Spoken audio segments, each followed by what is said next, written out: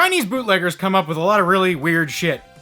Like, this, for example. Now, I really wanted to do a video to celebrate the announcement of Mega Man 11, because when that happened, I nearly had a fucking heart attack. But I already did a Mega Man Flash Games video not too long ago, and I thought surely there couldn't be any Mega Man bootleg games. I was wrong. Alright, let's start off with this one. Before anyone says anything, I know X and Mega Man aren't the same character or even the same series, but it was slim pickings when it comes to bootlegs, and I had to take what I could get here. This is an unofficial port of Mega Man X3 for the Genesis.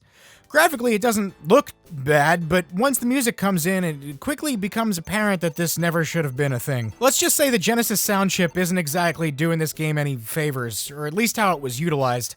I know it's capable because someone on the internet even transposed the entire Mega Man X1 soundtrack and made a Genesis version, and that sounds great. This, not so much. This version of the game completely cuts out the intro stage, which is kind of shitty because the intro stage of X3 is great. Once you actually select a stage and actually get a chance to control X, it takes about one press of a button to grasp how badly this game is made. Sprites are constantly glitching out and flickering, and the collision detection is what I can only describe as approximate.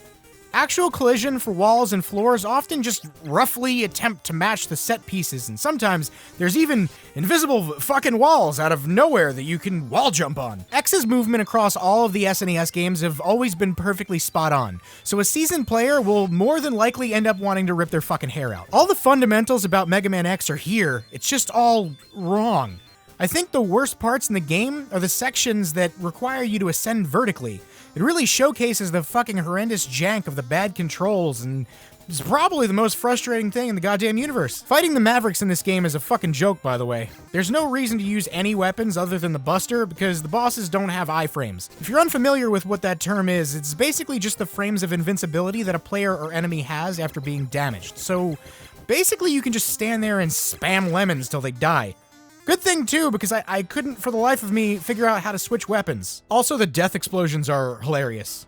That's a far cry from the epic endings of the boss fights in the real game. This game's existence pretty much proves, though, that a competent port of the X games could have definitely run on the Genesis. Unfortunately, though, this is not it. Okay, so this one's kind of a weird choice, but I had an extremely small pool to pull from in terms of bootlegs. This one is actually an official NES game, and honestly would probably better fall under the category of clone more so than anything, and well, I don't do videos about clones. You can go to this boy for that. But anyway, I feel as though this game tries so hard to emulate its very obvious source material that I think it deserves a spot in this video. The game is called the... I still don't know how to pronounce it. Creon, one of those. The Creon Conquest. It was developed by Vic Takai, and it sucks a rather exorbitant amount of ass. Unlike Mega Man, your different powers are available from the start, much like another NES platformer called Totally Rad. You know, to be honest, if this game had interesting level design and less cheap bullshit, it wouldn't be half bad. The controls are Mega Man-esque, but just feel off. They aren't terrible, but they definitely are nowhere near as tight as Mega Man's. The game is loaded with a lot of cheap enemy bullshit, and I really couldn't get very far in it, at least for the amount of time I was willing to put into it. It just basically feels like if NES Mega Man was a lot less, good. The music isn't exactly what I'd call offensive, but it's just kind of forgettable. This game is just very strange. There seems to be an unbalanced amount of effort put into it. There's a few actual good ideas in here and some cool mechanics, but it's just totally bogged down by the barren, non-level design and overall lack of creativity in level layout and in stage assets. It quite honestly feels like they tried when coming up with mechanics and powers, but then immediately stopped giving a shit once it came time to actually make the game you'd be using them in. Anyway, I game overed not very far into it by falling on some insta-kill spikes and couldn't be fucked to actually waste any more of my time with this. Alright, so now that those are out of the way, we're gonna get into some shit that's a little stranger. The title screen of this one is ripped straight from Mega Man 1, albeit with a slight alteration. It starts off with some cutscenes featuring a lot of poorly translated dialogue and a rather striking shot of the main character's sweet ass. Instead of picking a robot master to fight, you have a choice of 3 stages to pick from with absolutely no information about what they are. Spoiler, the controls suck. This is a common theme among almost all the games I ever cover in these videos. It's the weirdest thing. Nobody can ever seem to, at the very least, get the controls right. It's a shame too, because it actually seemed like some effort was put into this one. I mean, it's very clearly ripping off Mega Man, but this game's mechanics are actually pretty different. Instead of a buster shot, you have this kind of boomerang that you can shoot sideways or up in the air. I game over it at the beginning of the first stage quite a few times because I couldn't seem to figure out how to jump over this, like, pit of spikes, because it's totally impossible to jump over it. It wasn't until I died a bunch of times that I realized what you had to do, and I found out one of this game's major mechanics. When you charge up as if you were charging your buster in Mega Man, nothing happens once you release the button. I thought that this was maybe just a weird oversight, but eventually I realized that if you charge and then crouch, that charge propels you forward a pretty long distance. The same goes for vertical ascent as well when you hold up. This game is actually on the better end in terms of quality when it comes to bootlegs. Unfortunately though, it also suffers from game difficulty that hinders it from being actually good. And that's not by good game design, but rather bootleg bullshit design. It's hard in cheap ways that are frustrating instead of challenging. Also, you move slow as fucking molasses, and it got on my nerves. Move your ass, dude! You got stuff to do. You're supposed to be saving people and shit. This one's very weird. There isn't too much I can really say about the gameplay itself, but at first glance, I'm sure a lot of you may be saying, well, this looks like Metal Slug or something, not Mega Man. Well, it's called Metal Slug X, and from what I've read, this is apparently a hack of a bootleg Mega Man game. Unfortunately, I can't really find much information about the game it was based off of in the first place, except for this one screenshot. All I know for sure is that this is a bootleg of a bootleg. So the couple of games I'm about to talk about are a little hard to understand in terms of how they're named. Apparently there's a series of bootleg Mega Man clones called Zook Hero, and most of these games seem to have two different names for whatever reason. This first one I'm looking at is called Rockman DX6. The game clearly has its own storyline and characters, which is explained through an intro cutscene, but it's very confusing as the title screen shows a picture of X and Zero. Apparently there's another version of this ROM floating around somewhere in the world with a different title screen, but all I was able to find was this one screenshot. These games are probably the best in terms of quality, although I'm using the word best pretty loosely because it still controls like a fucking nightmare. However, this game does actually have some decent level design. It's very clear that some thought and effort actually went into this one. Unfortunately though, the game suffers from some game-breaking bugs. I'm not sure if this is the fault of a bad ROM rip or just bugs in the actual game itself, but it sometimes will just randomly crash at specific spots, rendering it impossible to actually complete the game. The one boss fight I was able to encounter was actually pretty decent and very much a Mega Man boss.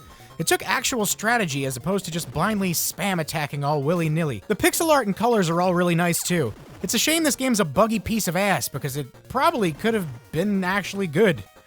Oh well, at least the music is pretty good. Okay, this one is much less good. If the title is any indication, this one definitely came out before the last game, and it shows in quality. They definitely improved and refined on a lot of stuff after making this game. It's very much like the last one, only it's a total downgrade on all fronts. The collision is a lot more finicky in this one, and it just overall feels a lot worse to play.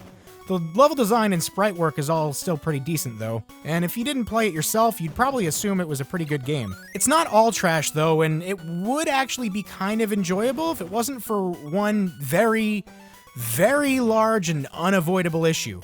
I can't say for absolute certainty, but I'm almost positive that the boss fights are completely botched. Now, I could be wrong, but as far as I can tell, no matter how many times you spam the bosses with attacks, they will not die.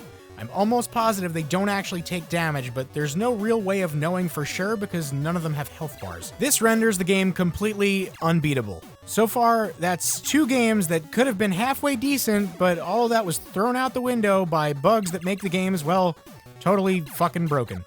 So, we've reached the cream of the crop. Rockman 99, or Rockman X4, as the almost illegible title screen claims. This one's a fucking shit show. This is easily the worst one of them all, and by a pretty huge margin.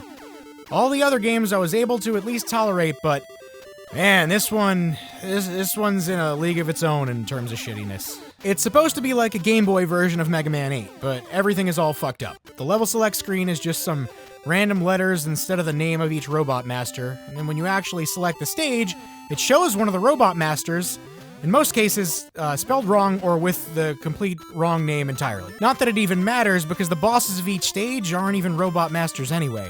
The first stage I selected was what this game referred to as Frostman stage, but once entering, it had level assets pulled from Mega Man 8's Clownman stage. First off, the music is horribly grating and often dissonant and quite frankly offensive on the ears.